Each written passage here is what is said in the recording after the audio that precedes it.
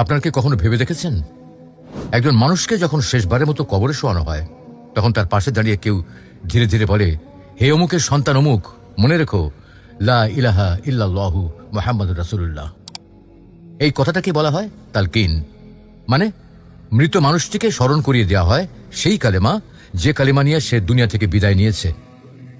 ইমাম তাবরানীর বর্ণনা করেছেন যে রাসূলুল্লাহ সাল্লাল্লাহু আলাইহি ওয়াসাল্লাম বলেন, যখন মৃত ব্যক্তিকে কবরে তালকিন দেওয়া হয় তখন মুনকার ও নাকির ফেরেশতারা বলেন, চলো যাই, যাকে প্রশ্ন করতে এসেছিলাম তাকে তো সব শেখানো হয়ে গেছে। ভাবুন তো, চারপাশে নিরাপত্তা, সব মানুষ চলে গেছে, আপনি কবরে একা শুয়ে আছেন লাশ হয়ে। ঠিক তখনই কারো কণ্ঠ ভেসে আসে, আপনি আল্লাহকে আপনার রব হিসেবে মেনেছেন, ইসলামকে আপনার জীবন হিসেবে নিয়েছেন, আর নবীজি মুহাম্মদ সাল্লাল্লাহু আলাইহি ওয়াসাল্লামকে ভালোবেসেছেন। তখন আপনি বলে উঠলেন, আলহামদুলিল্লাহ, আল্লাহ আপনাকে রহম করুন। এই তালকিনের শব্দগুলো তখন আপনার অন্ধকার কবরটাকে আলোয় ভরিয়ে দেবে।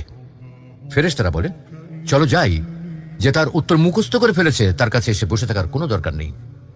ইমাম সুয়ুতি রহমতুল্লাহি আলাইহি এবং ইমাম ইবনে আবিদিন শামী রহমতুল্লাহি আলাইহি বলেছেন, তালকিন করা মুস্তাহাব, মানে করলে ভালো, কারণ এতে মৃত ব্যক্তি শান্তি পায়, আর জীবিত মানুষ মনে রাখে যে আমাদেরও একদিন সেই মাটির নিচে যেতে হবে। অতএব প্রিয় ভাই ও বোন, যখন কোনো প্রিয় মানুষকে আপনি কবরে শোয়াবেন, তখন একবার হলেও তার কানে কানে বলবেন, লা ইলাহা ইল্লাল্লাহু মুহাম্মাদুর রাসূলুল্লাহ।